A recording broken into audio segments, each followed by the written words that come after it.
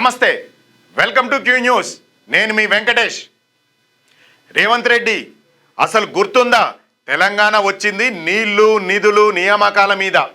కానీ మనకు ఎన్ని నీళ్ళు వచ్చినాయి, ఎన్ని ఉద్యోగాలు వచ్చినాయి, ఎన్ని నిధులు వచ్చినాయి, తెలంగాణ తెచ్చినోళ్ళమని పొద్దున్న లేస్తే చెప్పక తిరిగే బీఆర్ఎస్ పార్టీ వాళ్ళు, ఇటు తెలంగాణ మేమే ఇచ్చినామని చెప్పుకునే చేయి పార్టీ వాళ్ళు కూడా చెప్తలేరు. బీఆర్ఎస్ పార్టీ వాళ్ళు 10 ఏళ్ళు అధికారంలో ఉండి పడిపోయే కుంగిపోయే బ్రిడ్జిలు కట్టిర్రు. గదే మన మేడిగడ్డ కాడ కట్టిన తెల్ల ఏనుగసంటి కాళేశ్వరం ప్రాజెక్టు పిల్లర్లు కుంగిపోయినాయి కదా. అగో గసొంటి సక్కదనాల గట్టిదనాల బ్రిడ్జిలు కట్టిరు. మరి 1,00,000 కోట్ల దాకా అప్పు చేసి. ఇక కాంగ్రెస్ వాళ్ళు ముచ్చటకొస్తే 2.5 ఏళ్లల్లా ఏం గొప్పలు సాధించిర్రు. మీరు ఇస్తామన్న 6 గ్యారెంటీలు కూడా ఇవ్వకపోతిరి. సరే, ఇవన్నిటి గురించి చెప్పే ముంగట మన తెలంగాణ సీఎం రేవంత్ రెడ్డి సారు సక్కదనాల స్పీచ్ ఇచ్చిర్రు. ఏమన్నాడో ఇనుర్రి. నీ 10 ఏళ్ల పాలన, నా 30 నెలల పాలన, 2.5 ఏళ్ల పాలన ఎప్పుడు చర్చ చేద్దామో చెప్పు. రా అసెంబ్లీకి. నువ్వు శాతనైతే, నీకు పౌరుషం ఉంటే, నీ పేరు చంద్రశేఖరరావు అయితే అసెంబ్లీకి రా. నీ 10 ఏళ్ల పాలన మీద, నా 2.5 ఏళ్ల పరిపాలన మీద చర్చ చేద్దాం. ఓవేళ చర్చలో ఏది ఓడితే అక్కడికక్కడ నేను నీకు క్షమాపణ చెప్తా. లేకపోతే నోరు మూసుకొని ఆ ఫామ్ హౌస్ లో బోర్ల బొక్కల వండుకొని నిన్ను అడిగినోళ్ళు లేదు, నిన్ను పట్టించుకున్నోళ్ళు లేదు. గాలికి పోయే కంపను గోసికి తగిలించుకున్నాడంట వెనకటికొగడు. అట్లానే ఉన్నది రేవంత్ రెడ్డి కథ. కేసీఆర్ను దమ్ముంటే అసెంబ్లీకి రా, చర్చ పెట్టుకుందాం అంటుండు కదా. ఇట్లానే ముందట ఈ వీడియోను ఒకసారి చూడుర్రి. ఏదో ఒక్కసారి దొరికినారు మాట్లాడుతున్న చర్చ కంటే. లేలే మేము ప్రిపేర్ అయ్యి రాలే. మరి పీకనీకి వచ్చిర్రా? ప్రిపేర్ అయ్యి రాకపోతే ఎందుకు వచ్చినట్టు అసెంబ్లీకి? మాట్లాడతామని వచ్చిండ్రా, లేకపోతే మన గోళీలు ఆడతామని వచ్చిండ్రా? ఇదే ఉత్తమ్ కుమార్ రెడ్డి అంటాడు, మేము ప్రిపేర్గా రాలే. ముచ్చట ఏంటంటే ఏం తెలియదు, వాటి డంబాచారం అడ్డగోలు మాటలు తప్ప విషయం తెలియదు. పోయిన గవర్నమెంట్ల బీఆర్ఎస్ వాళ్ళు అసెంబ్లీల ప్రాజెక్టుల మీద చర్చ పెట్టినప్పుడు మేము ప్రిపేర్ అయి రాలేదని నిండు సభల కాంగ్రెస్ లీడర్లు కుండెత్తేసిర్రు. తెలంగాణ ప్రజలంతా చూసిరు కదా. మరి ఇప్పుడన్నా ప్రిపేర్ అయి పిలుస్తున్నారా, లేదంటే మళ్ళా ఇజ్జత్ పోయే కథ చేస్తారా వీళ్ళు? మీరు మాకు సమయం ఇవ్వకపోతే ఆ సమస్య తీవ్రంగా మారుతుంది. ఆ సమస్య తీవ్రంగా మారినప్పుడు ఆదిలాబాదు జిల్లా ఉప్పెనే కదులుతుంది.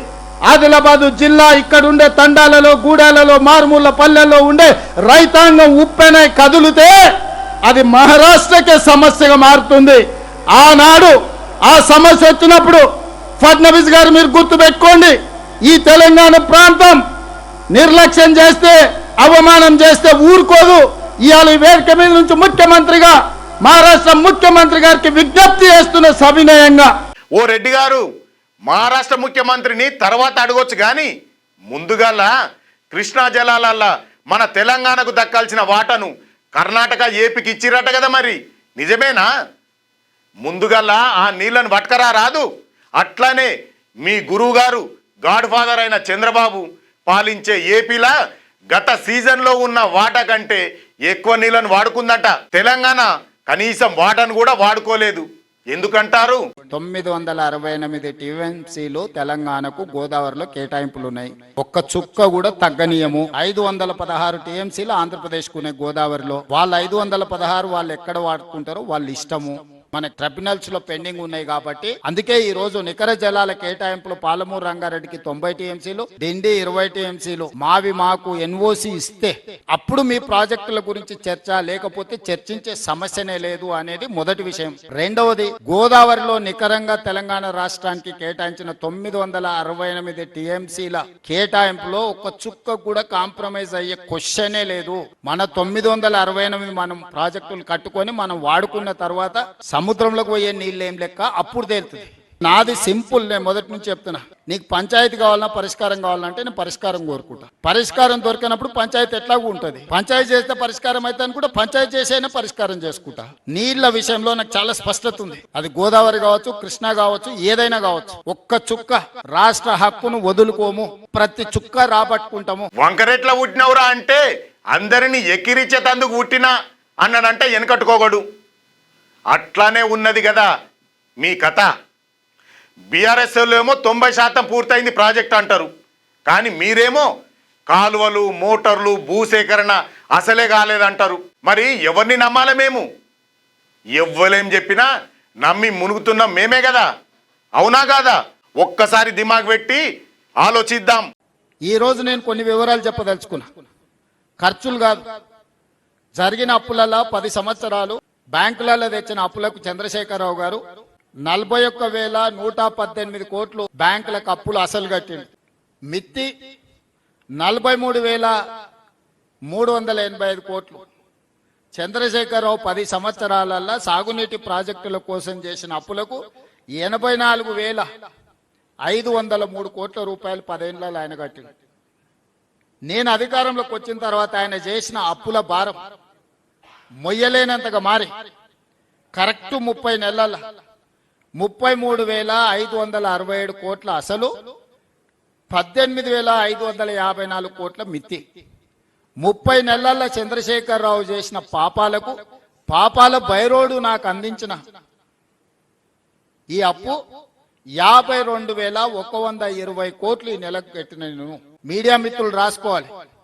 30 నెలల చంద్రశేఖరరావు చేసిన అప్పులకు తప్పులకు ఓన్లీ సాగునీటి ప్రాజెక్టులకు నేను చెప్పేది 52,121 కోటి రూపాయలు ఆయన చేసిన అప్పులకు తప్పులకు అసలు మిత్తి కలిపి 52,121 కోటి రూపాయలు నేను చెల్లించిన. ఇక నేను పనులకి 30 నెలల్లో చెల్లించింది ఎంత అంటే 22,000 కోట్ల రూపాయలు. 52,000 కోట్ల రూపాయలు ఆయన చేసిన అప్పులకు నేను వడ్డీలు అసలు మిత్తి కడితే నేను మొత్తం రాష్ట్రంలో జరిగిన ప్రాజెక్టులకు అంతా నేను చెల్లించింది కాంట్రాక్టర్లకు 30 నెలల 22,000 కోట్లు. 22,000 కోట్లు రాష్ట్రం మొత్తం చెల్లిస్తే మీరేమో అప్పులు కట్టుకుంటూ వస్తున్నామని చెప్తుర్రు. మరి కాగ్ రిపోర్ట్ ఏమో పన్నుల కంటే బజార్ నుంచి చేసిన అప్పులే ఎక్కువని అంటుంది. 2.5 ఏళ్లలో 4 లక్షల కోట్లు ఈ రాష్ట్ర ప్రభుత్వం అప్పు చేసిందని చెప్తుంది. అంటే సగటున రోజుకు 350 కోట్ల కంటే ఎక్కువ అప్పులు చేస్తున్నట్టు లెక్కలు వస్తున్నాయి కదా. మరి ఇంకో 2.5 ఏళ్లలో తెలంగాణ సంపద ఉన్నది కూడా కరిగిపోయేటట్టే కనిపిస్తుంది కదా రేవంత్ గారు. సో నేను నా బాధ్యతను బాధ్యతాయుతంగా నెరవేరుస్తా. నేను వాళ్ళలాగా కమిషన్ల కోసం కాంట్రాక్ట్ల కోసం పనిచేస్తుంది కాదు. 20 ఏళ్ళు మీరు నన్ను చూసారు ఈ జిల్లాలో. ఏ ఒక్క రోజన్నా జిల్లా పరిషత్ మెంబర్ నుంచి ముఖ్యమంత్రికి ఈ జిల్లాలో ఇన్ని వేల కోట్ల రూపాయల కాంట్రాక్ట్ జరిగింది ఏ చిన్న ఆరోపణ నేనడని వచ్చిందా? మీరే కదా సాక్షి, మీరే కదా. 20 ఏండ్లల్లా ఎవరైనా ఏ కాంట్రాక్టర్ అయినా ఎవరితో అయినా చిన్న లాలూచి కానీ ఎవరితోనైనా మాట్లాడిన సందర్భం అని ఉందా? ప్రతిపక్షంలో ఉన్న ఆ రోజు ఉన్నోళ్ళు కూడా ఎప్పుడైనా నా మీద ఆరోపణ చేసిరా? అన్ని పార్టీల నాయకులతో నాకు ఏదో వివాదం ఉండేది రాజకీయాలలో, కానీ ఎప్పుడన్నా వచ్చిందా? ఈ రోజు కూడా చిత్తశుద్ధితోని పనులు పూర్తి చేస్తాము. అయ్యో శివ, అసలు నీ మీద ఆరోపణలు చేయడమేంది? పక్క ఆధారాలతోటి ఓటుకు నోటు కేసులో దొరికింది ఎవరు? మీరు కాదా? అదేమన్నా ఏఐ జనరేట్ చేసిన వీడియోనా ఏంది? జైలుకు కూడా పోయేస్తేవి కదా. ఇప్పుడేమో ఏమన్నా ఆరోపణలు ఉన్నాయా అని గురుగింజ స్టోరీ చెప్పబడుతుంది అని ప్రతిపక్ష పోలు తిడుతున్నారు. మీరు చూస్తున్నారు కదా సీఎం రేవంత్ మాట్లాడిన మాటలు. ఈ స్పీచ్లో మొత్తంగా చూసుకుంటే అసలు ప్రజలకు ఏమన్నా పనికొచ్చే మాట మాట్లాడిండా? వాళ్ళు ఇదన్నారు, వాళ్ళు అదన్నారు, రారా చూసుకుందాం, పొడుచుకుందాం, మీరే అప్పులు చేసిండ్రు, ప్రాజెక్టులు ఆగం చేసిర్రు, మేం సాంప్రదాయాన్ని సుప్పిని శుద్ధ పూసలమని చెప్పుకుంటా ప్రాజెక్టులను మేం గడుతున్నాం. ఇగో గిసొంటియే చెప్పిండు. మరి వాళ్ళు 10 ఏళ్ళు పాసిపోయే పాలన చేస్తే వీళ్ళు 5 ఏళ్ళు ప్రజల సొంటి ఎండబెట్టే పాలన చేసేటట్టున్నారు పొరి అంటుర్రు జనం. మరో మంచి టాపిక్తో మీ ముందుకు మళ్ళీ వస్తా. అంతవరకు చూస్తూనే ఉండండి క్యూ న్యూస్. సైనింగ్ ఆఫ్ మీ వెంకటేష్.